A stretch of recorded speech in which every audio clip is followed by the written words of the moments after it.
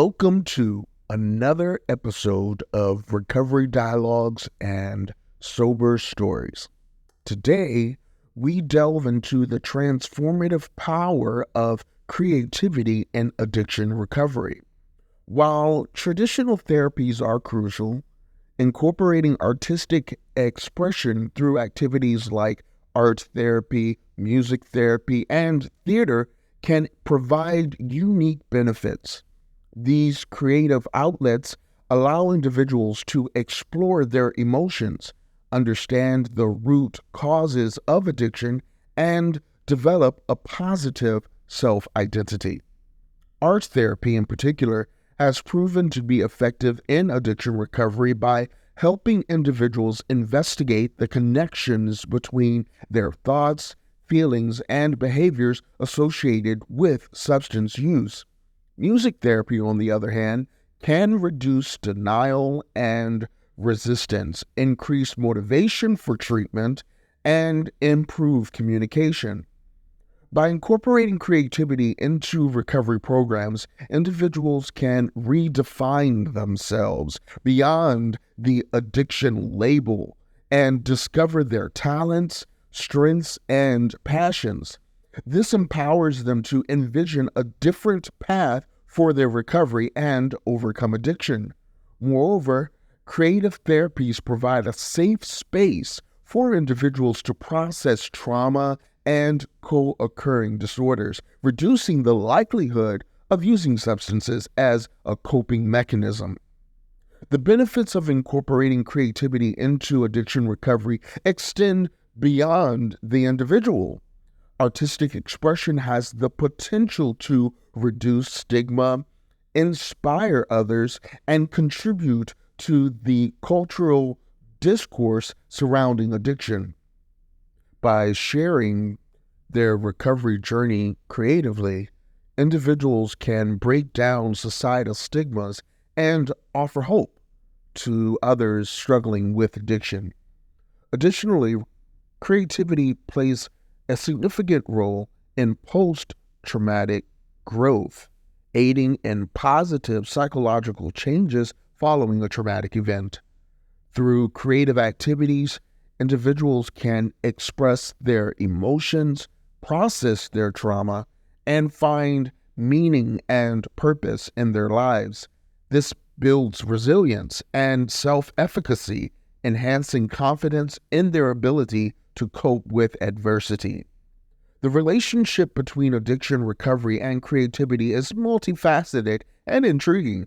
Creative activities serve as therapeutic outlets that aid in reconstructing one's identity, alleviating stress, and promoting emotional expression.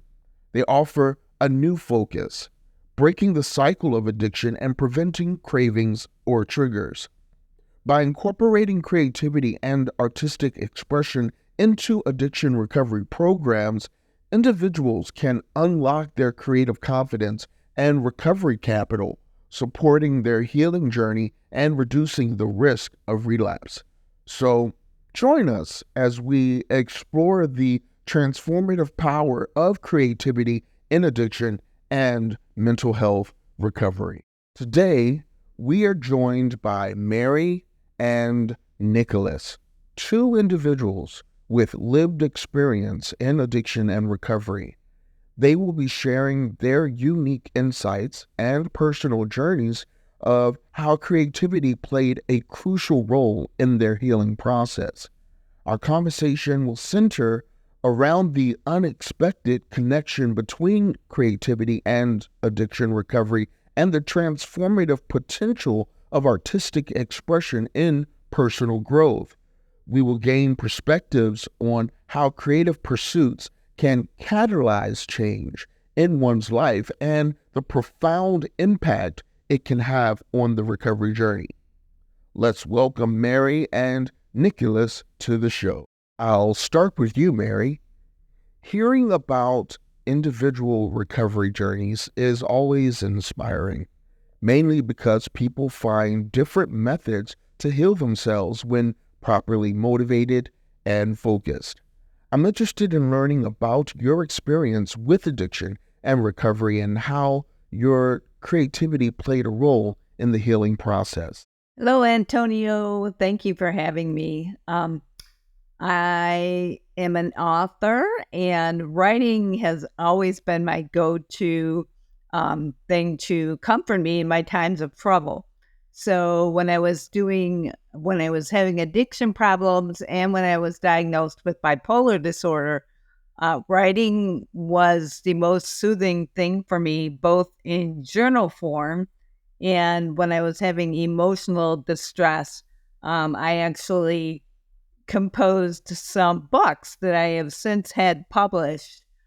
So my creative expression in writing form slows down my life, um, makes me more emotionally stable, so I don't need to act on my addictions. So that's what I will say about that. Nicholas, was your discovery of the relationship between creativity and addiction recovery natural and organic, experimental, or somewhat intuitive? Wow. I think, for the most part, intuitive, just really just, realistic, just out there. And, my goal over my whole life has always been, okay, I really wanted to be the next Broadway director or Broadway playwright of writing the next West Side Story or, some type of show on Broadway. That was always my dream.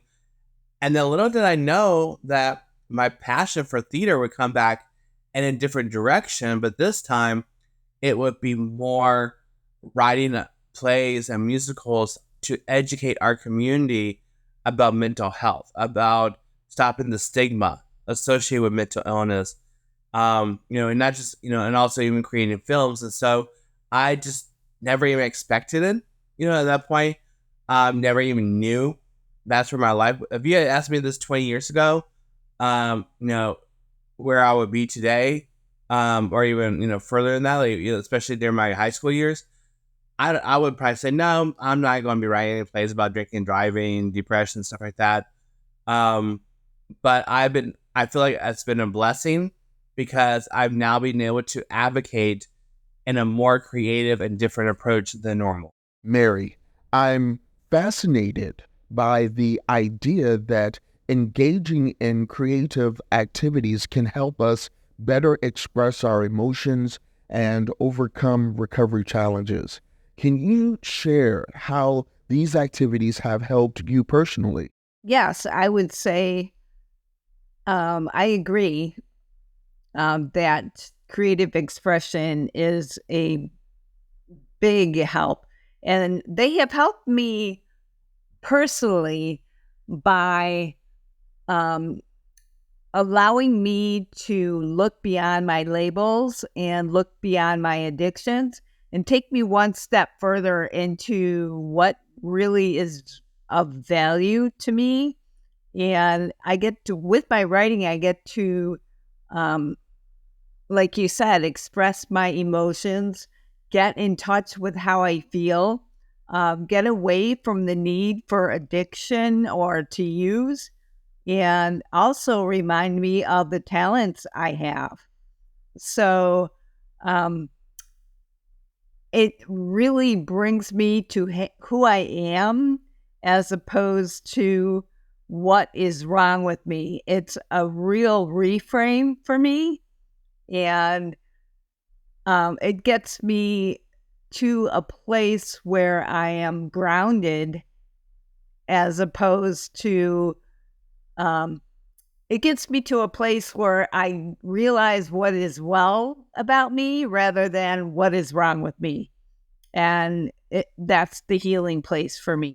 Nicholas, it's incredible how specific creative activities can profoundly impact our well being. Can you give examples of these activities that have helped you the most? I'm going to go back to, going back in high school and middle school, taking theater arts, taking drama. And where I used to be the quietest kid, from and me personally being quiet and not talkative, and then joining theater and opening me up and increasing my self-esteem and just making me realize there's others out there like me, and I feel like, and then of course going to college for theater, and then going to, other colleges, throughout my years, just kind of like, just, stepping up, becoming, being the center. I don't want to say the center of attention, but being the leader, presenting, doing workshops. Like whenever I'm in a group setting and, we have an opportunity for us to, someone needs to be a spokesperson, they always pick me because of my background in theater. And at first I'm kind of nervous, but once I start getting into it, then I have no problem, and I feel like if it wasn't for theater, I don't know if I would still be quiet today or if I would still be a little hunchback today or what, but I would say, doing theater back in the days really has helped me grow as a person, grow as a presenter, and grow as a leader. Mary, finding purpose and meaning in life can be challenging, particularly during recovery. How has creativity assisted you in this regard? I have found that helping people with their creativity has become my purpose. Teaching people how to write, teaching people that they can write, even if it's just to start out by writing one word a day. And I recently had a client that I was working with that came to me in crisis and distress. Those were her words. And within a week of giving her a notebook, she was able to go from staring at that notebook and writing nothing for the day to writing paragraphs and paragraphs and paragraphs. And I think that's very, very rewarding and become my purpose. And in addition to helping me author books and writing a blog and using it for my own mental health and addiction recovery, it has also given me a purpose to show other people that they are capable of healing through the written word. Nicholas, it's intriguing to see common patterns among individuals who have used creativity as a healing tool in their recovery journey. What benefits have you seen that others have experienced? Creativity really, in the recovery field, and I'll talk from the mental health field, is that, when you add in creativity for those who are in recovery of mental illness, you are allowing someone to be themselves back again, and we're told so many times, no, and no, and no. And for, when someone puts a canvas in front of someone, it says paint, create, paint whatever you want, it allows that person just to be themselves and just think outside the box and just create what they want to feel like. And one thing I always say to people is that, art therapy, drama therapy, theater, music, all that stuff, those are all therapies that don't require a therapist. It's ways of what we call personal medicine and self-care. And so, being okay with yourself and being okay with, it's okay to step outside the box. It's okay to try something new. It's okay to, really just let go. As the song says, let it go is really just, let go and be yourself and let go and have fun. I mean, and that's the overall, theme is just have fun, in what you do. And for me, I've lost family members. Like I lost my mom in 2018, and I'll have seen, and lost other people too. And I just noticed time is of the essence. It's just, don't take things for granted anymore and just let it be and just live life every day, because you never know if you're going to wake up and have that breath again or if you're going to see that person again, Mary, cultivating self-awareness is essential during recovery. Creative activities are a powerful way to help us discover new things about ourselves. How have these activities helped you elevate your awareness? I would say while I'm doing my writing, I get a lot of epiphanies in my self-awareness. And especially when sometimes I'm distressed or I'm feeling out of alignment. So I will get my pen out in my journal and I will just write about what I'm experiencing and feeling. And even if it doesn't produce results immediately, the next day I might go and reread what I have written. And the answers always come through my writing. And so the epiphanies and the becoming aware and putting myself in the moment, in the now, and it makes everything else go away. So, in other words, I transmute my negative emotions into positive affirmations through my writing. Nicholas, stories of individuals who have used creativity to overcome addiction or mental health challenges and rebuild their lives are truly inspiring. Can you share any anecdotes that have left a lasting impression on you from your experiences? I always use the term self-care. I use the term personal medicine. And what I do is I just kind of tell myself, it's time for self-care. It's time to, do some personal medicine, and that personal medicine could be watching a movie on Netflix or Hulu, that self-care could be, if I'm on the computer all day doing some work, or write and play, and it's now 9 o'clock or so, I'm like, you know what, it's time. I'm done. I need to close it down.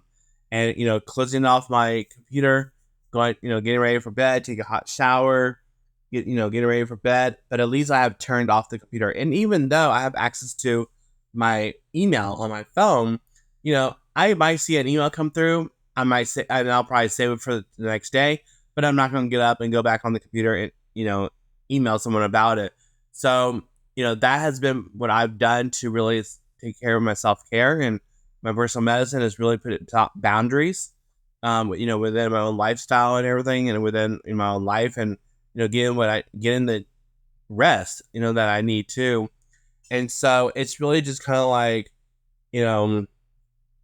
really taking care of myself, looking more at my personal self. I've also gotten more into health now.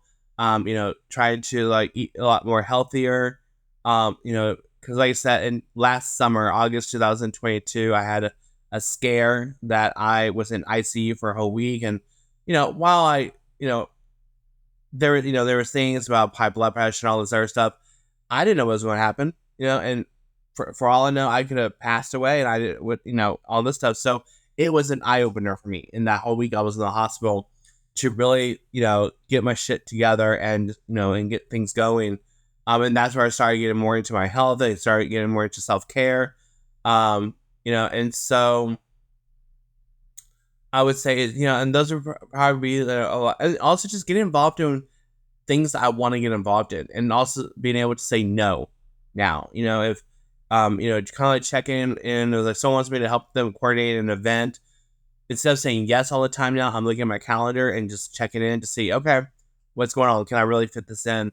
And then also the other antidote is my to-do list, really setting my boundaries and time management for the day, and creating a schedule of what I need to do that week, making sure things are going well. If I need to add something, add to it, but really using that to-do list to help generate what my schedule is going to look like has been another antidote as well. Mary, for someone in recovery, incorporating creativity into their healing journey may not be the first thing that comes to mind. What advice would you give to someone considering doing so? My advice comes in the form of encouragement, and I believe in cheerleading anybody who's in mental health distress or addiction.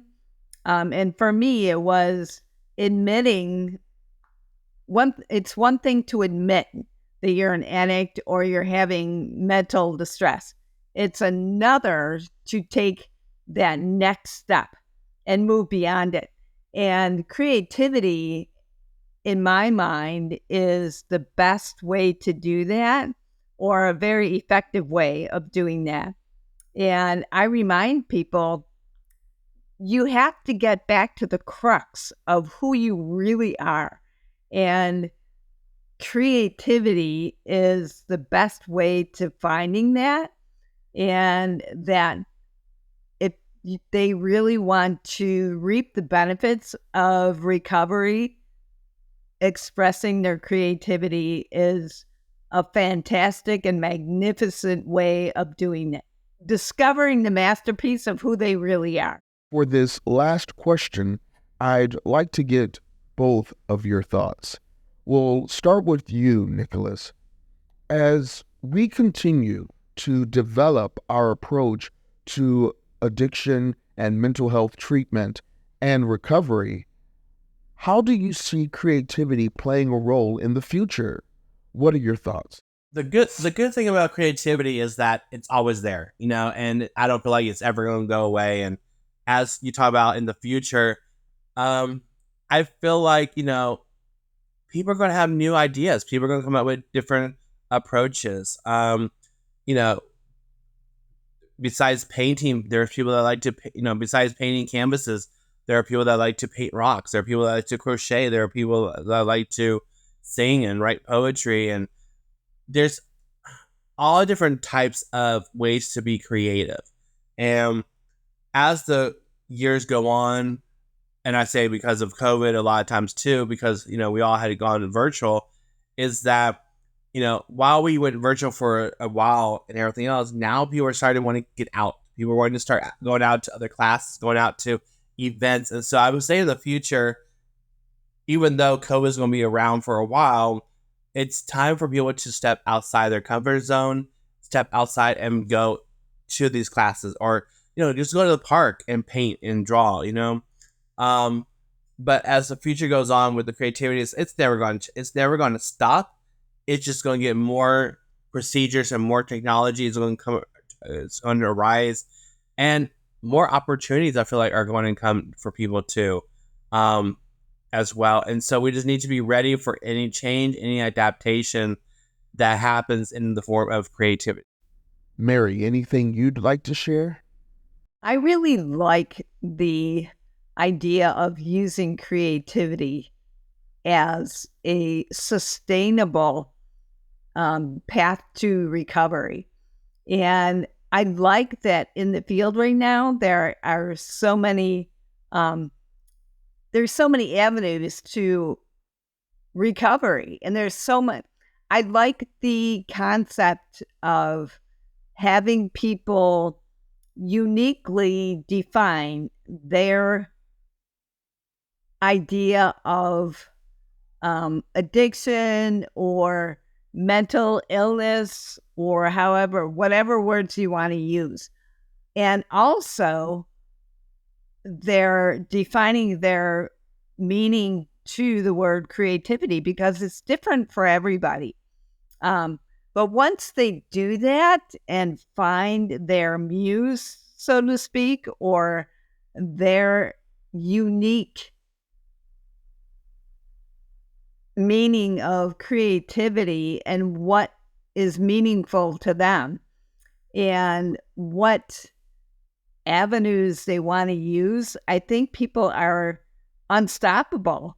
And once you get them using their imaginations and their creativity and expressing what they need to in the way they want to, I believe that will create a sustainable path to recovery for them.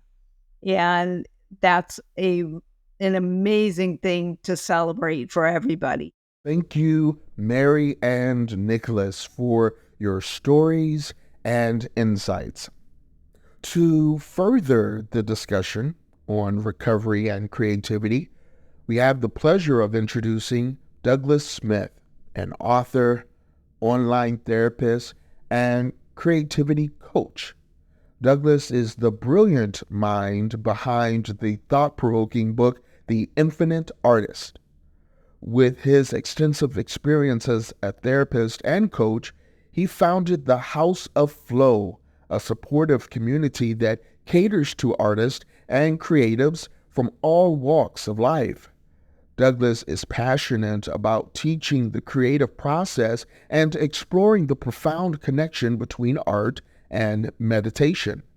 Over the past decade, he has shared his wisdom in meditation centers and yoga studios across the United States. So, Douglas, welcome. How can participating in creative activities aid recovering individuals in expressing their emotions and managing their challenges? In my own experience, and from trying to understand people who are addicted to something like alcohol or drugs, there's usually an underlying specific cause, like something happened in the person's life that they're unwilling to face and they cannot process. And they find that it's much easier to avoid the thoughts and emotions associated with that cause and numb themselves through some destructive habit than it is to face the event or cause of the addiction and process it and learn from it and ultimately let it go. So given this, when we talk about creativity, if it's true creativity, meaning it's an act of pure expression, then it's something that gives us the ability to express whatever is inside us, right? So the act of expression is what helps us to free these stuck emotions that are driving us to addictive behavior. Because in an act of creativity, we're expressing the emotions. They're coming to the surface and coming out. And this helps us see them in a new light, gives us perspective on them, and also gives us space from them and frees us of their influence on our decision-making processes. And as the emotions come out through whatever form of creative expression, the person feels relieved.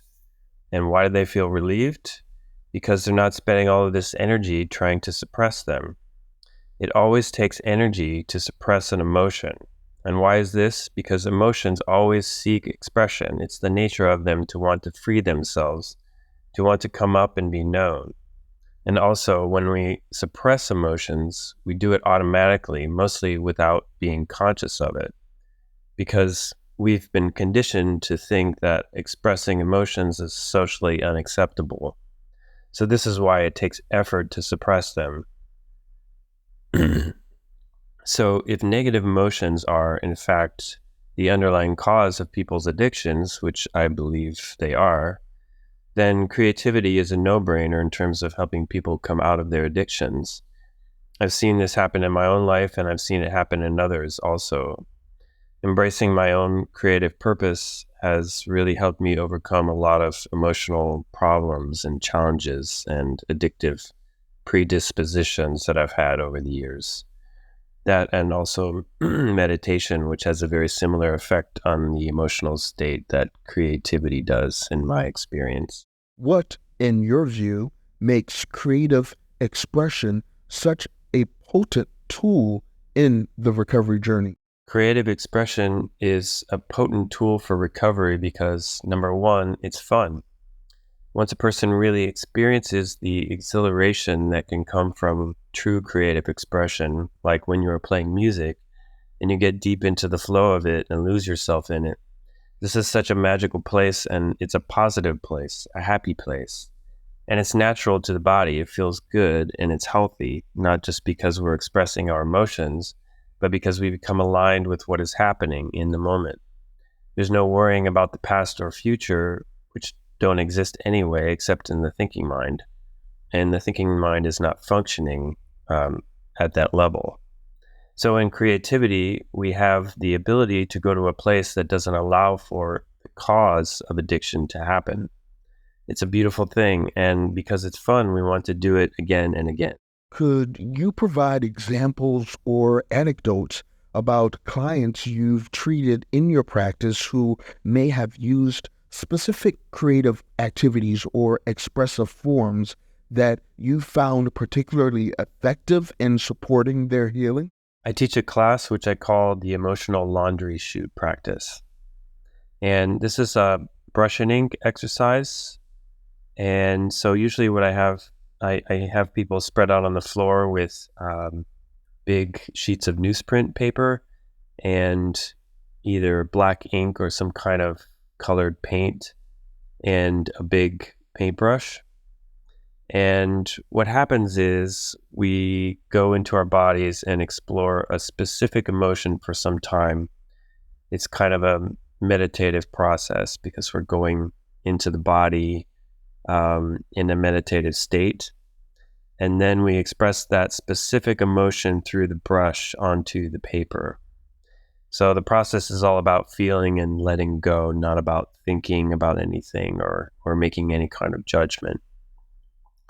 Normally, if a student comes into my class all emotionally jacked up with whatever they were going through that day, when they leave, they just look so relaxed and relieved and peaceful and able to be themselves freely. And I've had many people come up to me after class and say how grateful they were to have been exposed to this practice and how it's helped them in their life somehow, and with their creativity and also with their addictions. It's really a beautiful thing to watch. And also when I do this practice myself, it has a profound effect on me. It's hard to explain in words, but it really works. Do you agree that creativity can play a role in self-discovery and help individuals discover their purpose during recovery? I absolutely agree with this. I think that creativity is not just about making art. It's about self-discovery. The process itself is about exploration and about exploring consciousness and the human mind. And in that way, it is really a great tool for self-knowledge and self-discovery, and with self-discovery comes discovering one's purpose. You have a greater connection to the intuitive mind or the higher self when you are creating. And so with that, you automatically will become closer to what you're really here for and what your purpose is in life. And so I think it's much easier to access the deeper part of oneself that has these secrets hidden sometimes in it. So How do you inspire your clients to include creativity in their lives to achieve better recovery outcomes? one of the ways that I inspire my clients to use creativity for overcoming obstacles or addictions is that I will lead them into a meditative state where they're able to access their intuition or their higher self, their soul, if you will. Then I prompt them to ask their intuition why they are here, why they were born.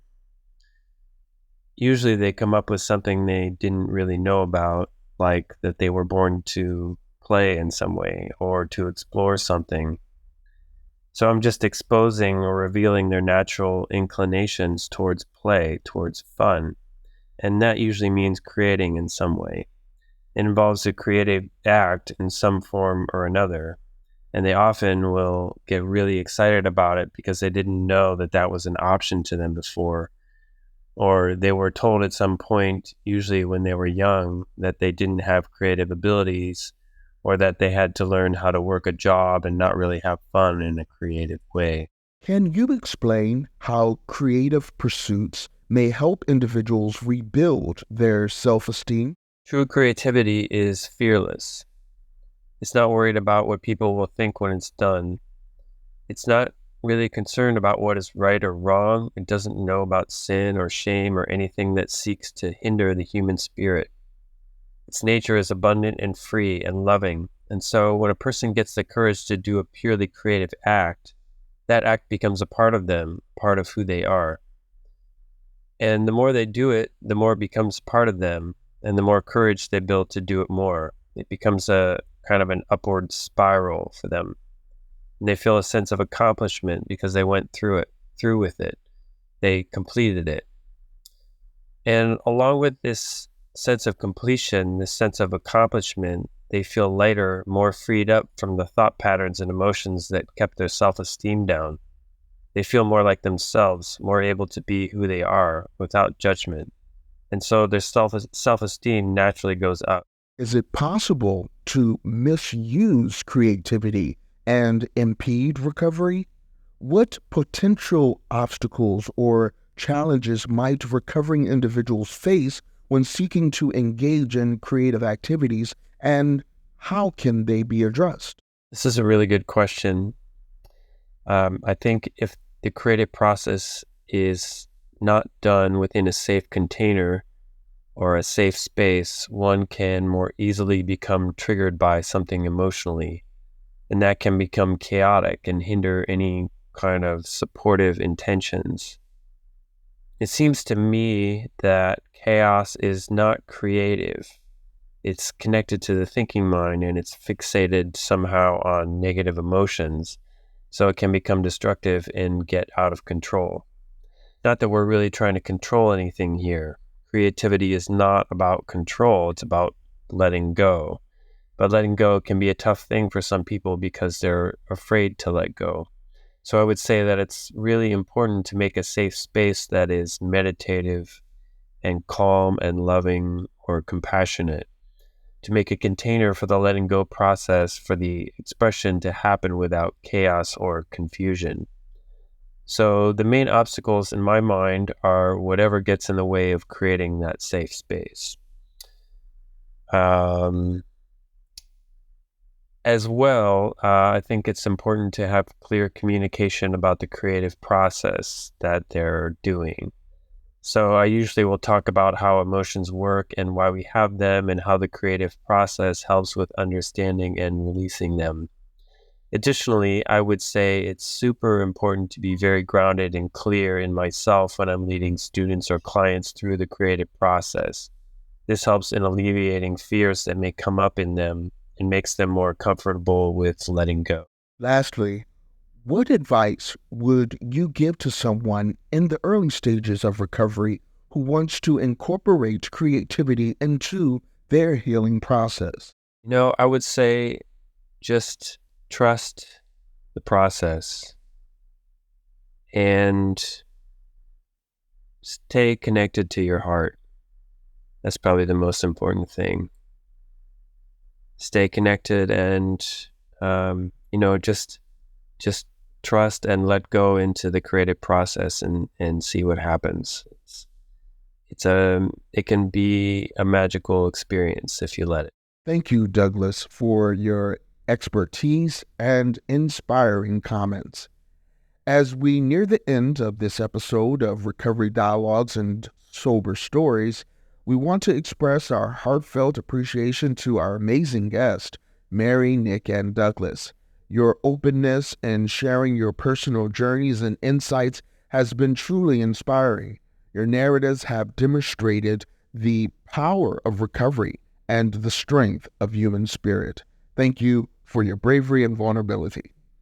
We would also like to extend our gratitude to our sponsor, Wish Recovery, a luxurious dual diagnosis treatment center committed to delivering comprehensive and compassionate care to those seeking recovery.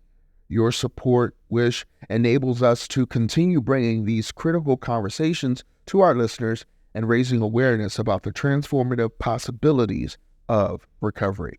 To all our listeners, we encourage you to subscribe to our podcast and stay tuned for more stimulating episodes. Recovery Dialogues and Sober Stories is devoted to exploring the diverse experiences of individuals on their road to recovery. Our goal is to create a platform where stories of hope, healing, and resilience can be shared, promoting a sense of community and understanding. Thank you for listening, and stay tuned for more Recovery Dialogues and Sober Stories.